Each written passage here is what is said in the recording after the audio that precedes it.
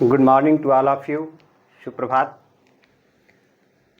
देर लगेगी मगर सब सही होगा। तुम्हें जो चाहिए ना वही होगा। दिन बुरे हैं, दिन बुरे हो सकते हैं, मगर ज़िंदगी नहीं। सब्र रखो, सब सही होगा। तो आइए हम लोग आधुनिक इतिहास श्रृंखला की कड़ी में भारत शासन अधिनियम देखते हैं। भारत शासन अधिनियम 1935 की चर्चा करेंगे, जिसे कहा जाता है भारत सरकार अधिनियम 1935, गवर्नमेंट ऑफ इंडिया एक्ट 1935। इस कानून के तहत अब तक मतलब जितने भी ब्रिटिश सरकार या ब्रिटिश हुकूमत द्वारा जितने भी कानून पारित किए गए, उन सब कानूनों में अब तक का सबसे बड़ा कानून यह था, भारत शासन अधिनियम 1935। इस अधिनियम के तहत तमाम प्रावधान किए गए। पहली बात तो ये था कि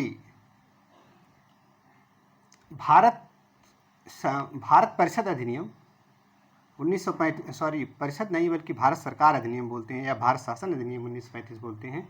इसके तहत भारत परिषद जो लंदन में बैठा करती थी, जिसका हेड होता था सेक्रेटरी ऑफ स्टेट, भारत परिषद को समाप्त किया गया। भारत सचिव के अधिकारों में, या जिसे सेक्रेटरी ऑफ स्टेट कहते हैं, उसके अधिकारों में कटौती की गई, यानी प्रांतीय अधिकारों में कटौती की गई। इसके तहत अखिल भारतीय संघ की परिकल्पना की गई, जिसके तहत देशी रियासतों और जो ब्रिटिश भारत, उसको मिला के अखिल भारतीय संघ बनाने की बात कही गई थी। इसमें प्रावधान किया गया था। हालांकि अखिल भारतीय संघ अस्तित्व में नहीं आया। यह प्रश्न IAS प्रीलिम्स 2024 में पूछा जा चुका है, और यह अधिनियम इतना महत्वपूर्ण है कि इसमें से प्रश्न कमोबेश आते ही रहते हैं। तो ध्यान देना कि ग्लैमर की दुनिया से हट करके मुख्य तथ्य की दुनिया पर आइए। कंपटीशन, ईज ऑफ बिजनेस कह लें या ईज ऑफ स्टडी या करंट सिचुएशन से हटकर नहीं हो सकता। यानी कंफर्ट जोन से आप बाहर जाएंगे तभी आपका कुछ हो सकता है। आपको तथ्य चाहिए, मैटर कहाँ अच्छे मिले।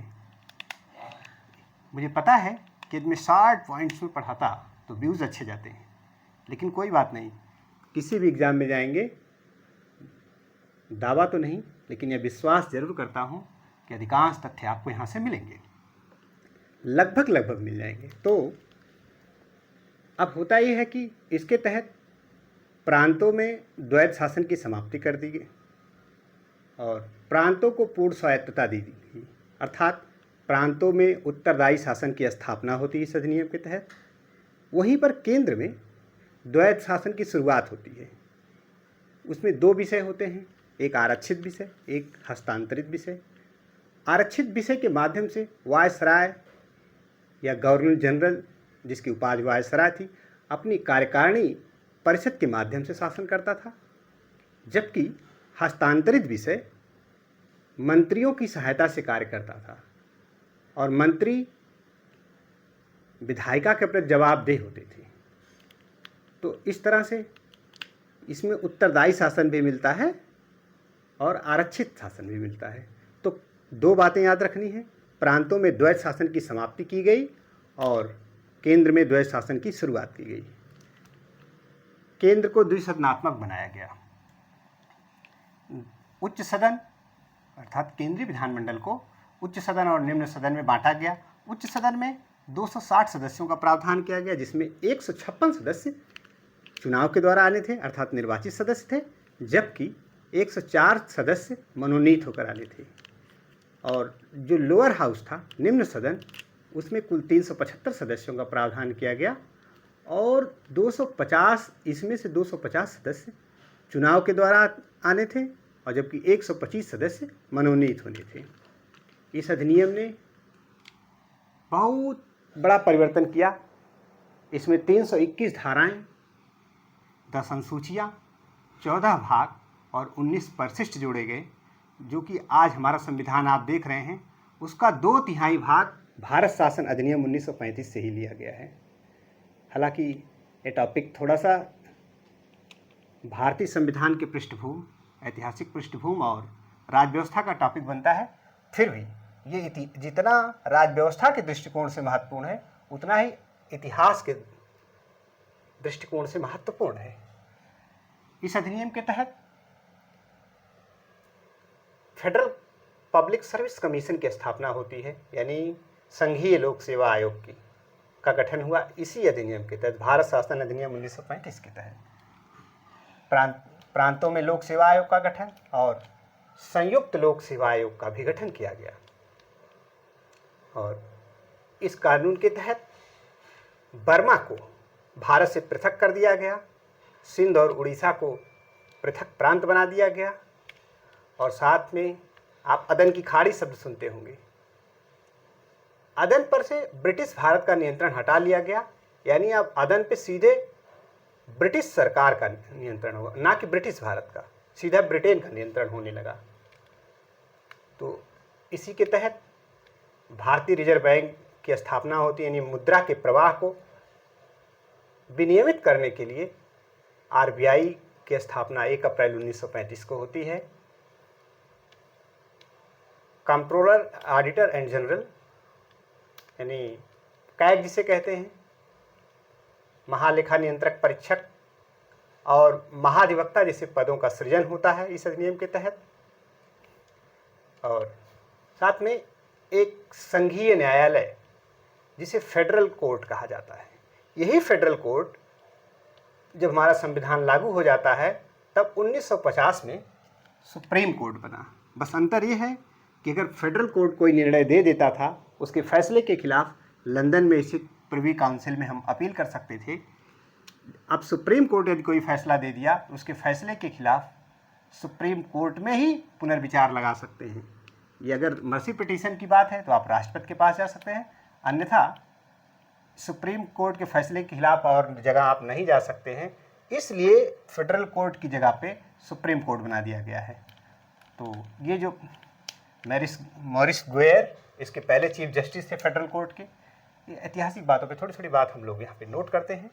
तो चलिए, बहुत तथ्यों को आप देखेंगे, ध्यान रहे कि आपका ध्यान इन तथ्यों पे जाना चाहिए कि हमें तथ्य क्या मिल रहे हैं।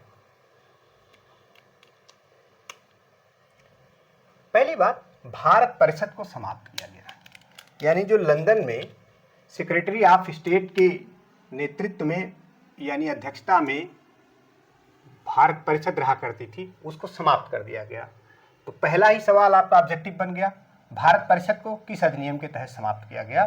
तो आप कहेंगे भारत शासन अधिनियम के तहत। एक सवाल बन गया पहले ही। अगली लाइन में, तथा भारत सचिव के प्रांतीय हस्तक्षेप के अधिकारों में कमी की गई। जो भारत सचिव क्या करता था कि प्रांतीय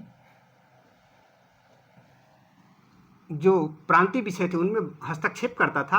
अब यहाँ पे प्रांतों में जो है शासन समाप्त किया जाता है और भारत सचिव का जो प्रांतीय हस्तक्षेप था उसके अधिकारों में कमी कर दी गई, लेकिन वायसराय के अधिकार बने रहे। तो अगर आप आईएएस प्रीलिम्स देने जा रहे हैं या सिविल सर्विसेज को एग्जाम देने जा रहे हैं तो इन सारे तथ्यों को एमसीक्यू के रूप में डाल सकते हैं, मल्टीपल चॉइस क्वेश्चंस के रूप में डाल सकते हैं। और आप किसी एक देशी परीक्षा यानी वनडे एग्जाम में जाते हैं तो हो सकता है कि एक ही लाइन को पूछे। चलिए, ब्रिटिश शासन द्वारा पारित अब तक के अधिनियमों में यह सबसे बड़ा कानून है, जिसमें 321 धाराएं, 10 अनुसूचियां, 14 भाग तथा 19 परिशिष्ट जोड़े गए हैं। अब जरा आप ध्यान देंगे इस बात को, हमारे संविधान में आज भी अनुच्छेद हैं, जो धाराएं हैं वही अनुच्छेद हुए। आज से 12 अनुसूचियां हैं हमारे यहाँ। उसी तरह भाग शब्द देखिए यहाँ पे लगा है, परिशिष्ट, ये चारों शब्द आपको या चारों व्यवस्था आज के संविधान में मिलेगी।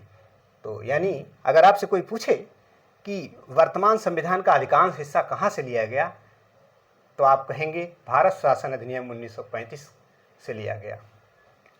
तो प्रांतों में द्वैत शासन की समाप्ति, ये भी बड़ा इंपॉर्टेंट पॉइंट है। तथा प्रांतों को पूर्ण स्वायत्तता प्रदान की गई। यानी अब प्रांत में द्वैत शासन समाप्त किया गया, उन्हें प्रांतीय विषयों पर विधि निर्माण का अधिकार प्रदान किया गया। यानी अब प्रांतों को प्रांतीय विषयों पर कानून बनाने की शक्ति दी गई। अर्थात प्रांतों में पूर्ण उत्तरदायी शासन की स्थापना की गई। देखिए, प्रांतों में पूर्ण उत्तरदायी शासन की स्थापना हट के बताता हूं तो उत्तरदायी शासन का मतलब क्या होता है कि जो भी मंत्री अपने कार्य करते हैं वो विधायिका के प्रति जवाबदेह होते हैं। इसे उत्तरदायी शासन कहा जाता है। आज की व्यवस्था है उत्तरदायी शासन का। उत्तरदायी सरकार है। सरकार जो भी कार्य करती है उसके लिए प्रश्न पूछे जाते हैं विधायकों द्वारा, या केंद्र सरकार है तो सांसदों द्वारा पूछे जाते हैं। इसी बात को उत्तरदायी शासन कहा जाता है। केंद्र में द्वैत शासन की शुरुआत होती है, यानी यूं कहें केंद्र में द्वैत शासन का प्रावधान किया गया। प्रांतों में समाप्त किया गया द्वैत शासन, जबकि केंद्र में लागू किया गया। देखें जरा, जिसके अंतर्गत समस्त केंद्रीय विषयों को, विषय का मतलब इसी अधिनियम में केंद्रीय विषयों को 3 भागों में बांटा गया। एक संघ सूची, दूसरी राज्य सूची, तीसरी समवर्ती सूची। जिस पे केंद्र कानून बनाता है वो संघ सूची या केंद्रीय सूची कही गई, और जिसमें राज्य सरकार या प्रांतों के द्वारा कानून बनाया जाना था या शासन करना जाना था उसे प्रांतीय विषय कहा गया या राज्य सूची का विषय कहा गया। और जिस पे केंद्र और प्रांत दोनों कानून बना सकते हैं उसे समवर्ती सूची कहा गया। और जो विषय इन तीनों सूचियों में नहीं शामिल होते हैं उसे अवशिष्ट रेजिडिव पावर बोला जाता है, यानी अवशिष्ट शक्तियां। और अवशिष्ट शक्तियां वायसराय के पास चली गई। यानी इस पर वायसराय अपनी कार्यकारिणी की मदद से, कार्यकारिणी परिषद की मदद से कानून बना सकता था या विषयों को देख सकता था। तो ये लिखा है जिसके अंतर्गत समस्त केंद्रीय विषयों को आरक्षित विषय व हस्तांतरित विषय में बांटा गया। आरक्षित विषयों का शासन गवर्नर जनरल, जिसकी उपाधि वायसराय थी, अपनी कार्यकारिणी परिषद की सहायता से, तथा हस्तांतरित विषय यानी ट्रांसफरेबल सब्जेक्ट, हस्तांतरित विषयों का शासन मंत्रियों की सहायता से करता था। एवं मंत्री सदन के प्रति उत्तरदायी हुआ करते थे। अब देखिए, इस बात को ध्यान समझिए कि केंद्र में एक ऐसे विषय थे ट्रांसफरेबल सब्जेक्ट, एक रिजर्व सब्जेक्ट, रिजर्व लिस्ट। ऐसे विषय जिस पे वायसराय अपनी कार्यकारिणी की मदद से शासन करता था या कानून बनाता था उसे आरक्षित विषय कहा गया। और वे विषय जिस पर वायसराय मंत्रियों की मदद से शासन करता था और मंत्री सदन के प्रति जवाबदेह होते थे उसे कहा गया हस्तांतरित विषय। इसलिए इसे उत्तरदायी कह सकते हैं। जब भी मंत्री विधायिका के प्रति जवाबदेह हो तो उसे उत्तरदायी शासन कहा जाएगा। ये कॉन्सेप्ट क्लियर हो, आपको राज्य व्यवस्था में भी काम करेगा। केंद्रीय विषयों को हमने बताया कि 3 भागों में बांटा। संघ सूची या उस समय केंद्र सूची कहा जाता था इसको। 59 विषय थे उसमें। राज्य सूची में 54 विषय थे। समवर्ती सूची में 36 विषय थे। ये इतिहास की बात बता रहे हैं। भारत शासन अधिनियम वर्तमान में व्यवस्था अलग है हमारे संविधान में। और जो अवशिष्ट विषय थे, यानी जो विषय इन तीनों सूचियों में नहीं आते थे, वो गवर्नर जनरल के पास हुआ करता था ये पावर। तो इस बात को आप लोग नोट कर लें। तब हम आगे लिखते हैं।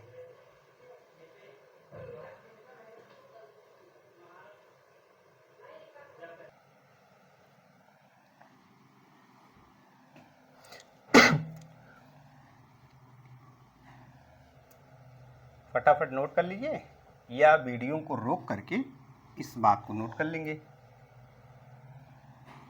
चलिए नोट कर लीजिए, 1 आध मिनट लगेगा समय।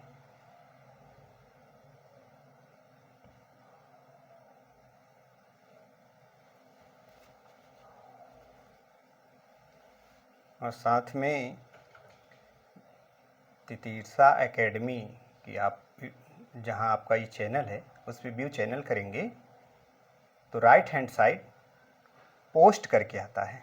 उस पोस्ट पे जितने प्रश्न डाले जाते हैं उसको सॉल्व कर जाएंगे और उस प्रश्न को डालने का या जो भी प्रश्न डाले जाते हैं उसके सारे विकल्पों पर विचार किया करिए, क्योंकि वो एक प्रश्न आप हल करेंगे तो बहुत सारी तैयारी हो जाएगी और कमोबेश उन्हीं के इर्द गिर्द आपको परीक्षा में प्रश्न मिलेंगे।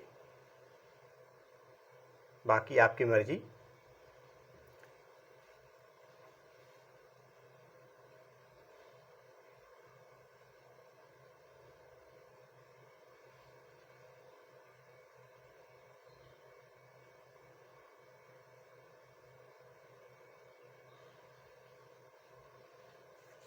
आशा करता हूँ कि आप लोगों ने नोट कर लिया होगा, नहीं नोट किएंगे 5 करके नोट कर लीजिएगा। अब हम इसे मिटाते हैं। सॉरी।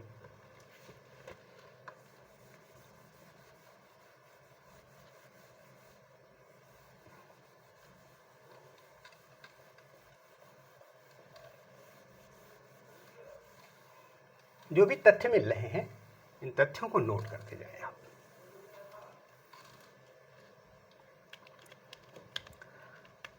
छह राज्यों में या 6 प्रांतों में, जो 6 ब्रिटिश प्रांत थे उस समय, 6 प्रांतों में द्विसदनात्मक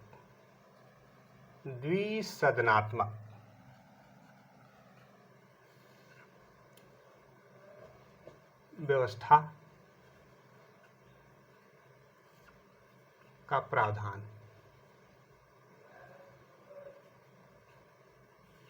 यानी जो द्विसदनात्मक व्यवस्था है, देखिए ये धा होते हैं, था होते हैं, इन पे पाई नहीं जाती है। ये रूल है वैसे हिंदी साहित्य का, हिंदी ग्रामर का कह लें तो यहाँ पे था भी लिखिए, चलिए कोई बात नहीं। 6 प्रांतों में द्विसदनात्मक व्यवस्था का प्रावधान, और अर्थात बाई कैमरल सिस्टम की बात की गई व्यवस्था। एक होती मोनोकैमरल जहाँ एक सदन केवल होता है, और दूसरी होती है बाई कैमरल यानी जहाँ 2 सदन होते हैं। जैसे उत्तर प्रदेश को ले लीजिए, वर्तमान उत्तर प्रदेश में विधानसभा और विधान परिषद है। उस समय भारत शासन अधिनियम आया तो इसके तहत 6 राज्यों में या 6 प्रांतों में द्विसदनात्मक व्यवस्था का प्रावधान किया गया, बाई कैमरल सिस्टम का। और वे राज्य कौन कौन से हैं या प्रांत कौन कौन से हैं, तो प्रांतों का नाम लिखते हैं। एक तो ये प्रांत हैं कौन से, पहला प्रांत है बंगाल को ले लीजिए, बंगाल, तीनों प्रेसिडेंसी यानी बंगाल, बंबई, मद्रास, बिहार, संयुक्त प्रांत,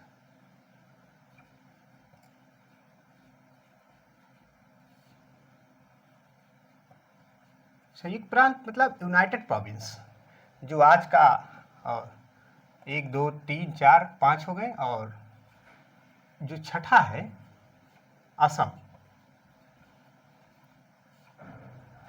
इन प्रांतों में द्विसदनात्मक व्यवस्था यानी 2 सदन, निम्न सदन और उच्च सदन की व्यवस्था की गई।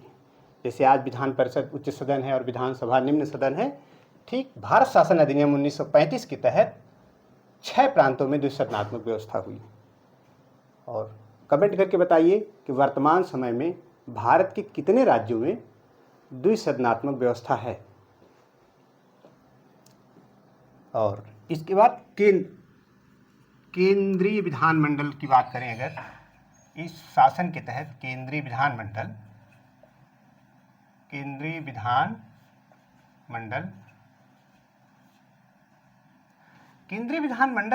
में 2 सदन किए गए, द्विसदनात्मक ये भी था, द्विसदनात्मक इंग्लिश में से बाई कैमरल सिस्टम बोलते हैं। तो अब एक था उच्च सदन, जैसे आज राज्यसभा उच्च सदन है, उस समय भी उच्च सदन या अपर हाउस हुआ करता था, उच्च सदन। दूसरा लोअर हाउस यानी निम्न सदन।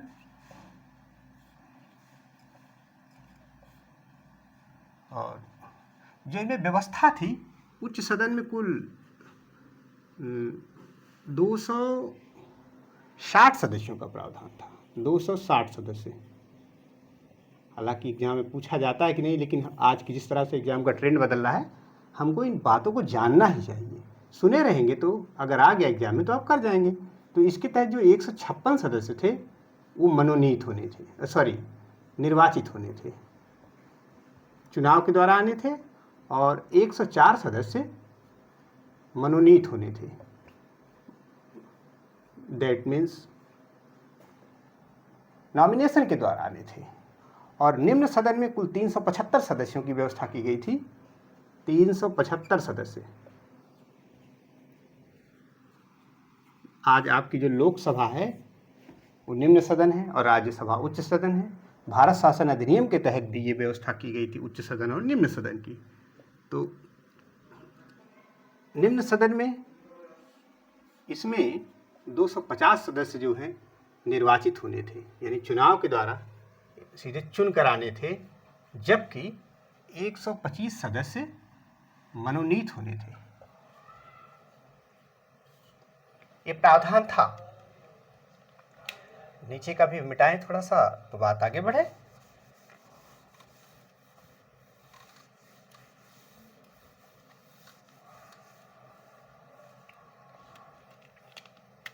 और क्या हुआ, गवर्नर जनरल की अध्यादेश तथा वीटो शक्ति का विस्तार किया गया।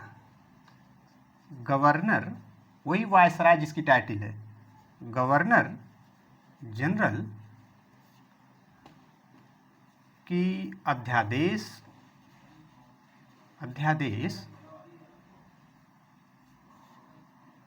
तथा वीटो, जिसे निषेधाधिकार बोलते हैं, वीटो शक्ति का विस्तार किया गया। वीटो शक्ति का विस्तार किया गया। वीटो शक्ति का विस्तार किया गया। 2 बार लिख दिए, सॉरी। वीटो शक्ति का विस्तार किया गया।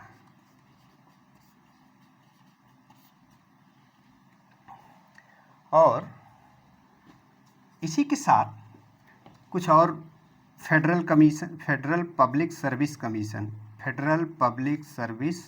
कमीशन, इसे कहा गया संघीय लोक सेवा आयोग। संघीय लोक सेवा आयोग, लोक सेवा आयोग वर्तमान में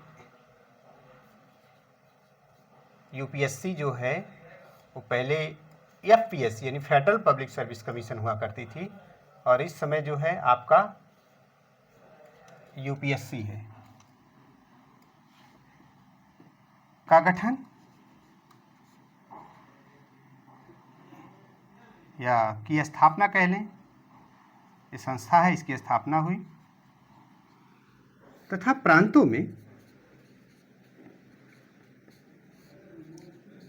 में लोक सेवा आयोग,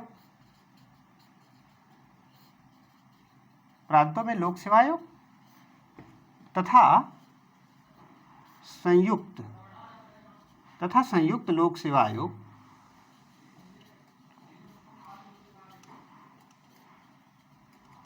आयोग का प्रावधान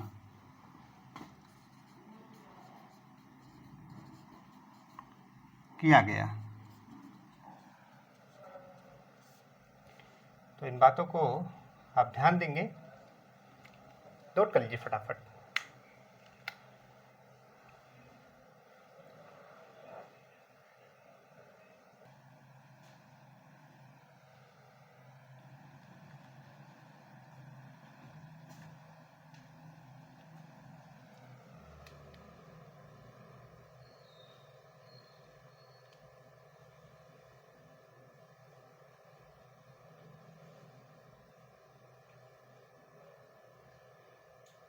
चलिए, नोट कर लिए होंगे, और नहीं नोट किए हैं तो इसको पास करके आप लोग नोट कर लेंगे।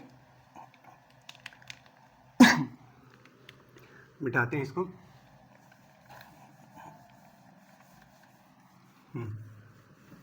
और कुछ पॉइंट को और नोट करते हैं फटाफट। अब क्या होता है कि यहाँ फेडरल कमीशन की स्थापना हो जाती है, फेडरल पब्लिक सर्विस कमीशन, यानी संघीय लोक सेवा आयोग, जो आज वर्तमान में यूपीएससी यानी संघ लोक सेवा आयोग बना है, जो आईएएस इत्यादि की परीक्षाएं करवाता है। अब और क्या हुआ उसमें, कैग जो पद जिसे बोलते हैं महालेखा नियंत्रक, कंट्रोलर ऑडिटर जनरल जिसे बोलते हैं, महालेखा परीक्षक व नियंत्रक,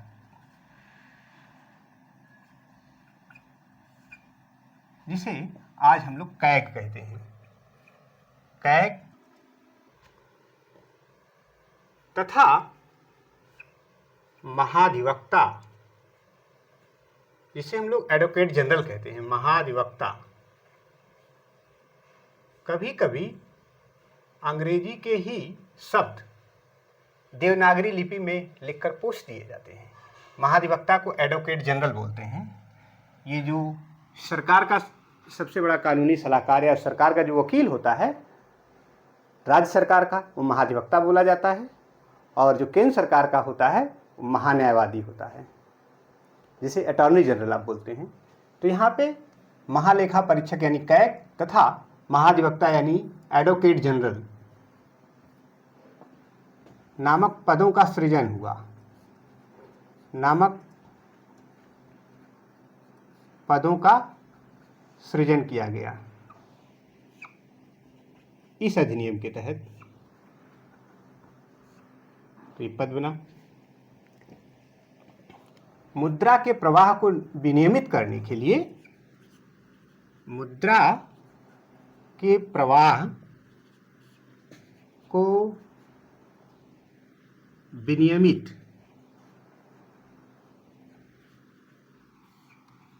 करने के लिए, याद रखेंगे ये सवाल पूछे जाते हैं, 1 अप्रैल 1935 को आरबीआई की स्थापना हुई, भारतीय रिजर्व बैंक की स्थापना हुई, या रिजर्व बैंक ऑफ इंडिया की स्थापना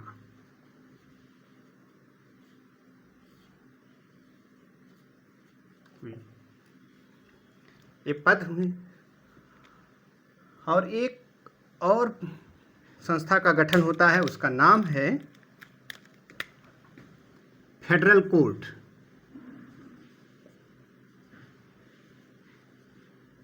फेडरल कोर्ट की स्थापना।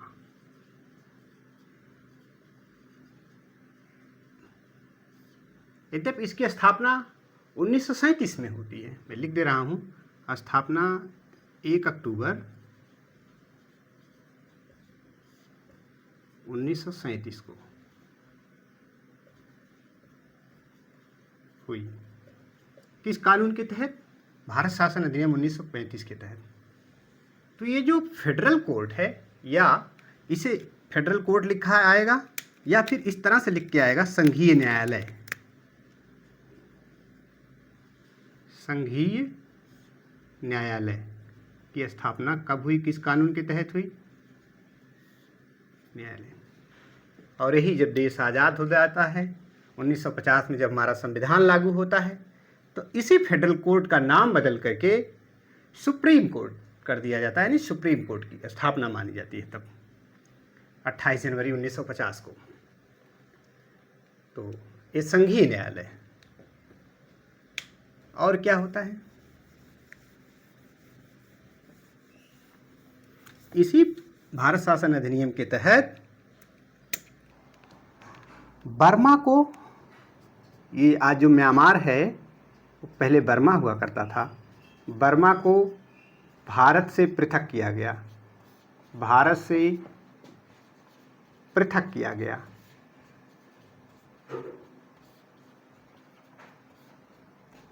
समय भी खूब दे रहे हैं, आप नोट करते जाएंगे साथ साथ भी। और सिंध व उड़ीसा को पृथक प्रांत बनाया गया, सिंध व उड़ीसा को पृथक प्रांत बनाया गया।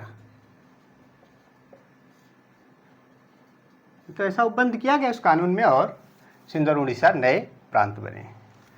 और अदन पर से, अदन में बड़ी मशहूर जेल थी, अदन की जेल, कई क्रांतिकारियों को भेजा भी गया था वहाँ पे।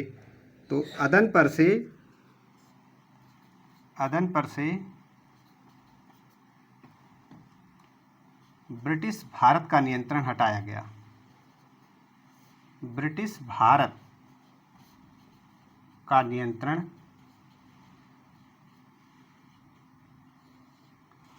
हटाया गया। इसका मतलब ये नहीं कि ब्रिटेन अंग्रेजों ने छोड़ दिया, यानी अब सीधे ब्रिटेन के नियंत्रण में।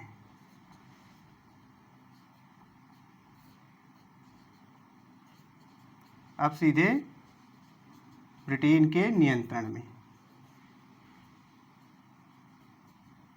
अब जो अदन ब्रिटिश भारत के नियंत्रण में था, अब ब्रिटिश भारत के नहीं बल्कि सीधे ब्रिटेन के नियंत्रण में आ गया। इन बातों को नोट कर लें फटाफट।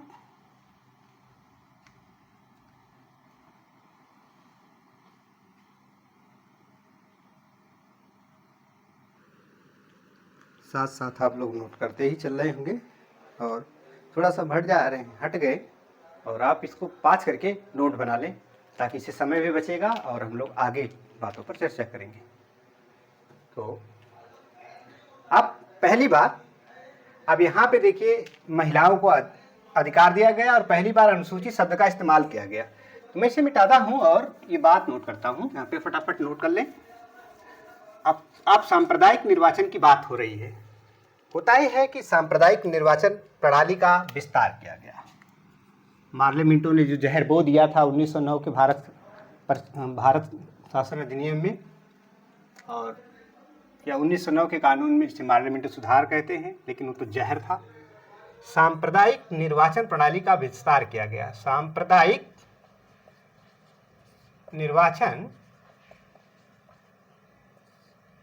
सांप्रदायिक निर्वाचन प्रणाली का विस्तार किया गया, सांप्रदायिक निर्वाचन प्रणाली का विस्तार किया गया। इसके अंतर्गत क्या किया गया, तथा इसके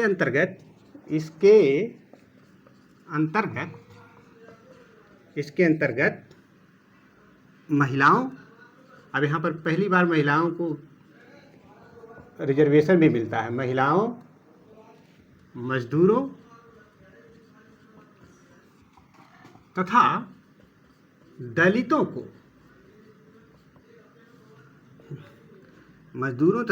को शामिल किया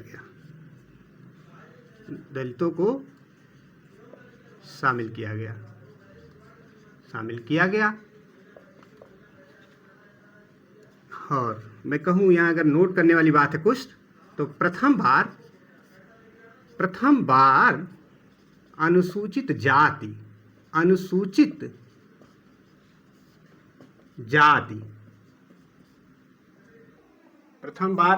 जाति शब्द का प्रयोग हुआ। जो आप SC आज करते हैं शेड्यूल कास्ट, वो पहली बार भारत शासन अधिनियम 1935 के कानून में यह शब्द आया। अब ये बात हो जाती है। इसके बाद अब इस पर प्रतिक्रियाएं होती हैं। जवाहरलाल नेहरू कहते हैं कि ये दास्ता का चार्टर है अथवा गुलामी का आज्ञा पत्र है। ये कहते हैं कि अनेक इंजन रहित अनेक ब्रेकों वाली गाड़ी है। और फजलुल हक कहते हैं न हिंदू राज न मुस्लिम राज। मोहम्मद अली जिन्ना टिप्पणी करते हैं, तो जिन्ना का कहना है कि ये सड़ी हुई और मौलिक रूप से खराब सर्वथा स्वीकृति के अयोग्य है, यानी ये स्वीकार करने योग्य नहीं है। तो इनकी बातों को हम थोड़ा सा लिखते हैं, और जो आगे चलकर स्वतंत्रता के दौरान जब भारत को आज़ादी मिली, क्लीमेंट एटली ब्रिटेन के प्रधानमंत्री बने थे, उन्होंने कहा यह अविश्वास का प्रतीक है। तो इन बातों को थोड़ा थोड़ा हम नोट कर लेते हैं।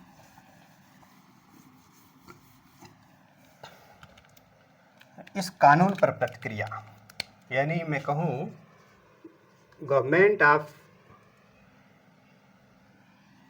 ऑफ इंडिया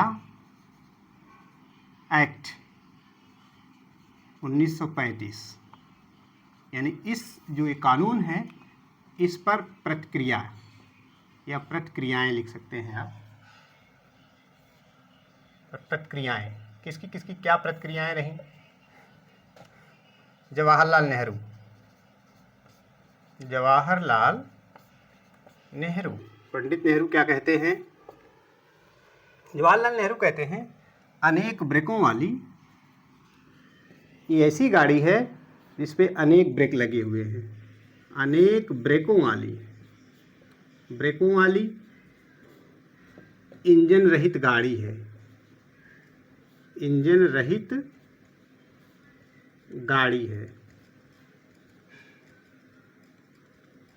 और कहते हैं यह दास्ता का चार्टर है। यह दास्ता का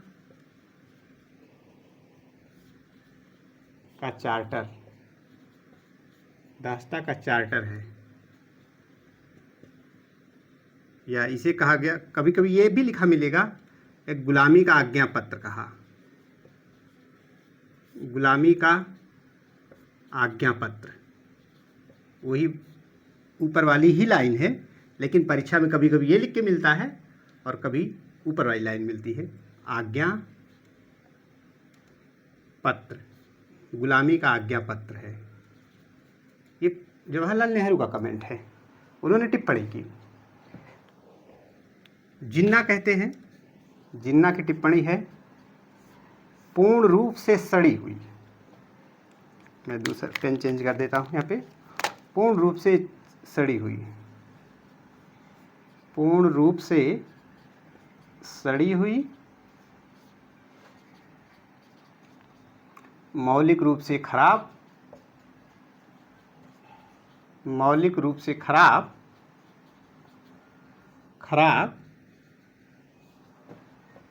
तथा स्वीकृति के सर्वथा अयोग्य।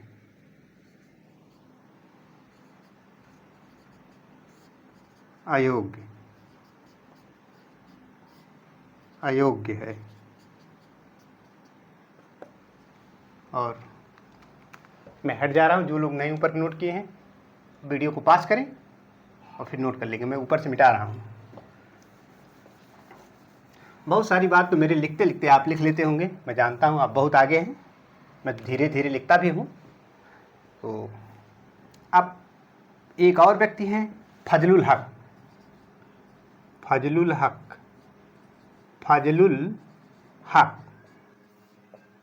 इन्होंने भारत शासन अधिनियम पर टिप्पणी की कि न हिंदू राज्य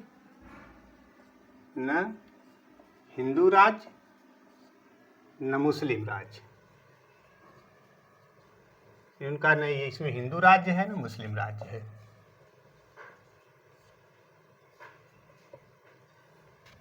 और क्लेमेंट एटली जो आगे चलकर ब्रिटेन के प्रधानमंत्री बनते हैं, तो एटली की टिप्पणी है कि अविश्वास का प्रतीक है।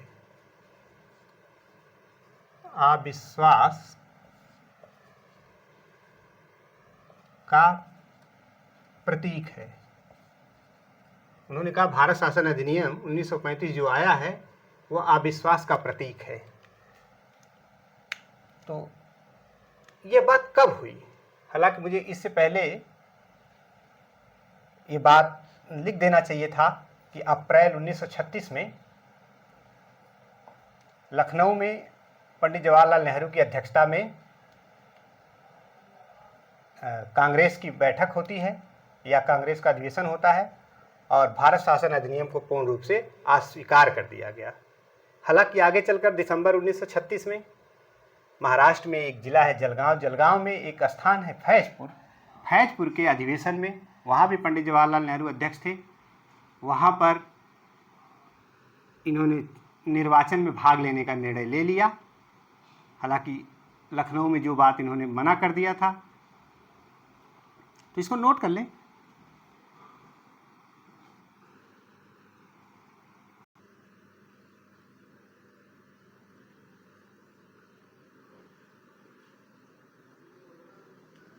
तो आपसे नोट कर लिए होंगे, नहीं नोट किए तो पास करके नोट कर लेंगे।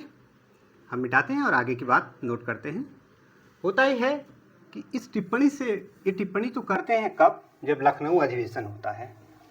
हाँ, लखनऊ अधिवेशन की बात करें अगर,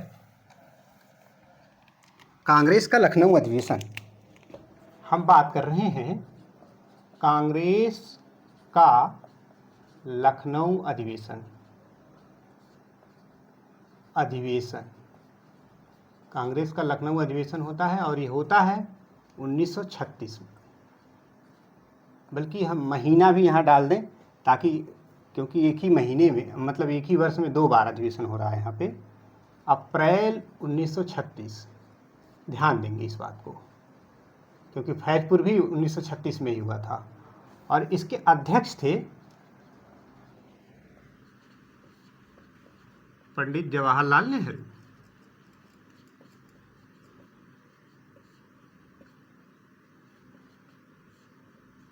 पंडित जवाहरलाल नेहरू इसके अध्यक्ष थे।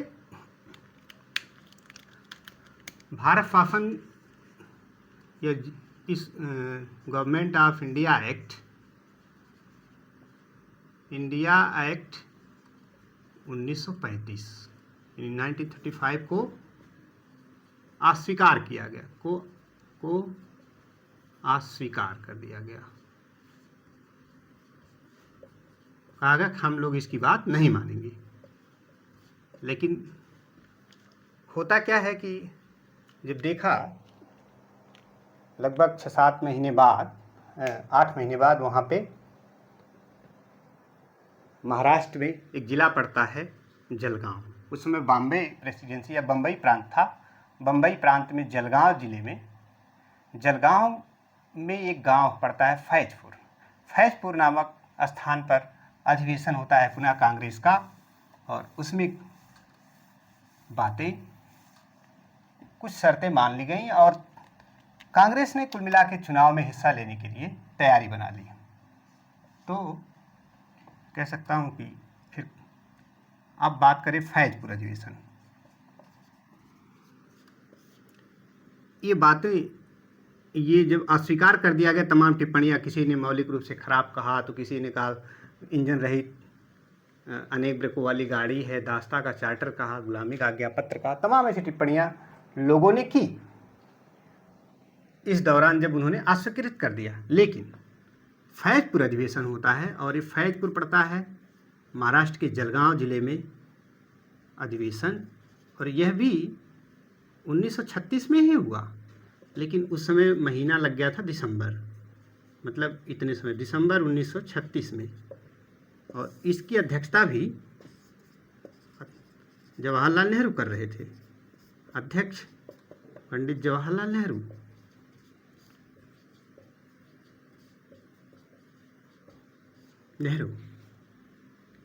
अब इसमें क्या किया गया, इन बातों को फटाफट हम लोग देख लेते हैं।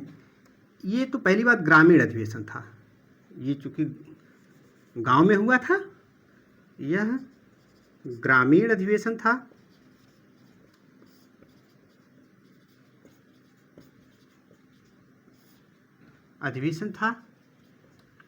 कृषि संबंधी उपबंधों पर चर्चा हुई। कृषि संबंधी उपबंधों पर चर्चा की गई। उपबंधों पर चर्चा की गई। अब कांग्रेस प्रांतीय चुनाव में भाग लेने का निर्णय किया, यानी कांग्रेस ने कांग्रेस ने प्रांतीय चुनाव में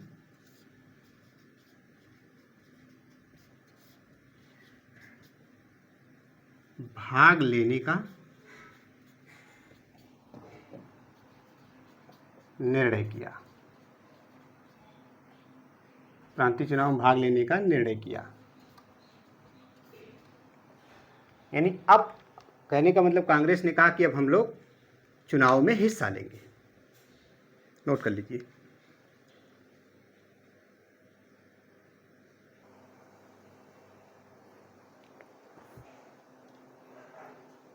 तो आप इसे नोट कर लेंगे या नोट कर लिए भी होंगे, इसे मिटा के अब देखते हैं। 1937 में प्रांतीय चुनाव होता है।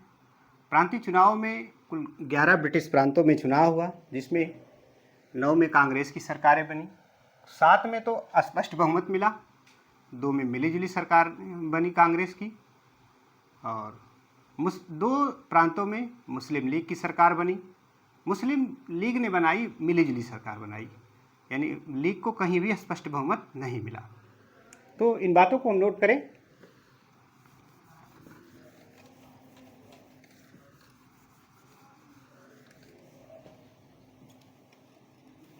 अब इस कानून के तहत 1937 के प्रांतीय चुनाव, हम हेडिंग डालते हैं 1937 के प्रांतीय चुनाव, 1937 के प्रांतीय चुनाव, क्योंकि निर्णय फैजपुर में ले लिया गया था कि प्रांतीय चुनाव में हम हिस्सा लेंगे। 1937 के प्रांतीय चुनाव, कुल 11 प्रांतों में चुनाव हुए, और उसका रिजल्ट क्या निकला कि कांग्रेस ने 7 जगह पर स्पष्ट बहुमत बनाई। इनके नाम नोट करते जाएं हम फटाफट। कांग्रेस की सरकारें, मैं पहले बिहार की बात करूं, डायरेक्ट यहाँ लिखता हूं बिहार। यहाँ पे श्री कृष्ण सिंह या श्री कृष्ण सिन्हा को प्रधानमंत्री बनाया गया। ये प्रधानमंत्री, थोड़ा सा रुकिए, यहाँ पे हम एक चीज़ और नोट कर दें। यहाँ मैं प्रांत लिख रहा हूँ और यहाँ पे प्रधानमंत्री। जो आज मुख्यमंत्री हम लोग कहते हैं प्रांतों में, 1935 के भारत शासन अधिनियम में प्रांतों का जो ये हेड बनाया जाता था, उसे प्रधानमंत्री कहा जाता था। जो वर्तमान में मुख्यमंत्री है, उस समय प्रधानमंत्री होता था। तो प्रांत, अगर मैं पहली बात करूं बिहार की, बिहार में श्री कृष्ण सिन्हा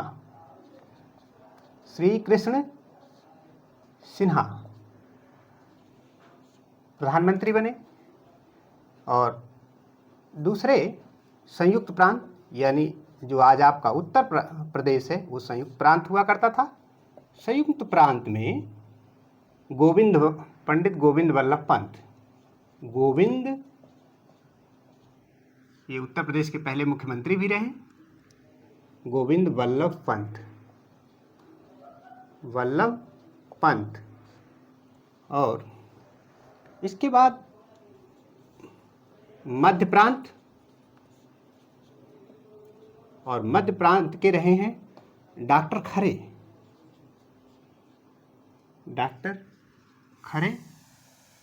चौथा बंबई प्रांत,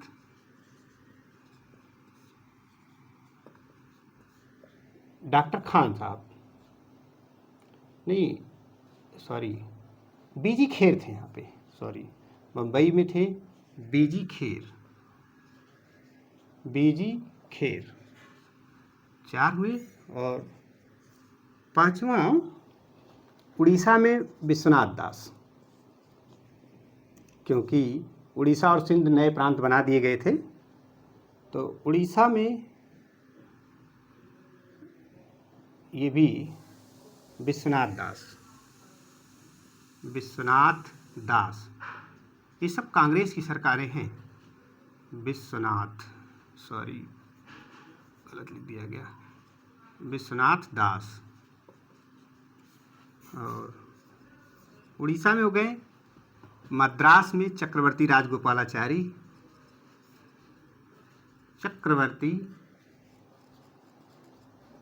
राजगोपालाचारी।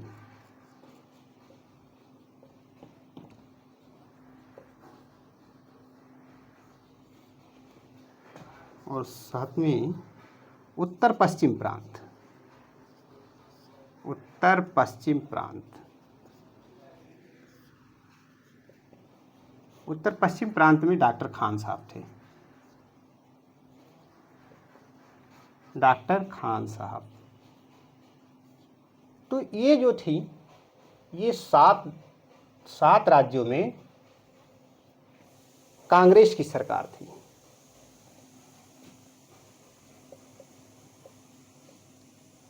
कांग्रेस की पूर्ण बहुमत सरकार या पूर्ण बहुमत सरकारें।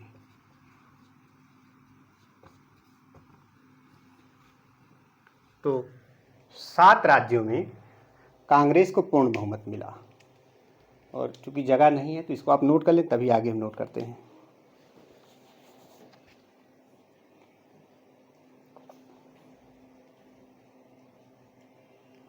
और 2 जगह पर कांग्रेस की मिलीजुली सरकार थी। मैं यहाँ पे थोड़ा सा चाहे तो स्पेस दे सकते हैं हम लोग। एक सिंध, अगर मैं 8वें प्रांत की बात करूँ, सिंध, तो सिंध प्रांत, क्योंकि उड़ीसा और सिंध इसी भारत शासन अधिनियम 1935 के तहत ही अलग राज्य बने थे। तो सिंध में हिदायतुल्ला मुख्यमंत्री नहीं, उस समय प्रधानमंत्री बोला जाता था, हिदायतुल्ला बने थे। और दूसरे असम में बारदोलोई, असम में बारदोलोई या बारदोलाई बोलते हैं, कांग्रेस की मिलीजुली सरकार थी। कांग्रेस की गठबंधन सरकार, कांग्रेस की गठबंधन सरकारें।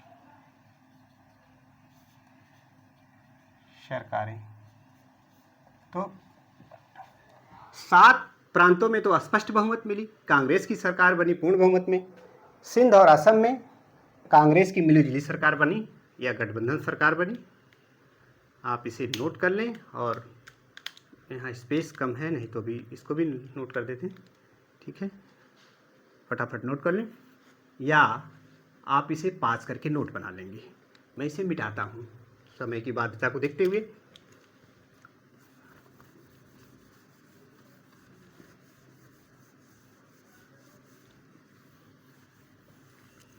तो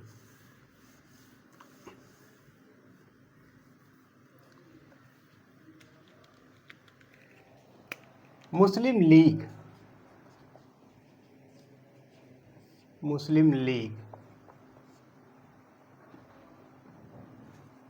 की मिलीजुली सरकार, की मिलीजुली या गठबंधन सरकारें 2 राज्यों में मुस्लिम लीग ने बनाया। पहला यूनियनिस्ट पार्टी के साथ मिलकर के, यानी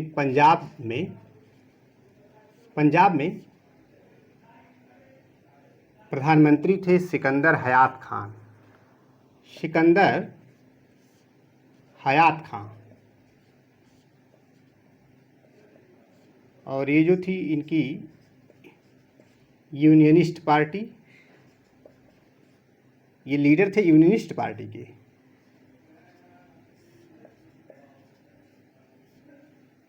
प्लस लीग, दोनों ने मिलकर सरकार बनाई।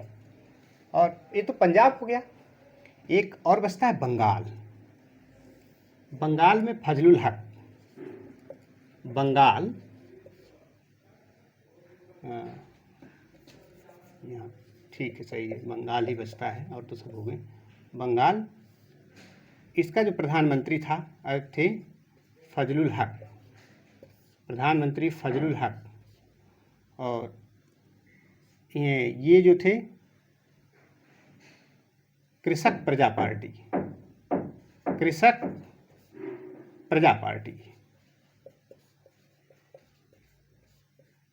Plus league.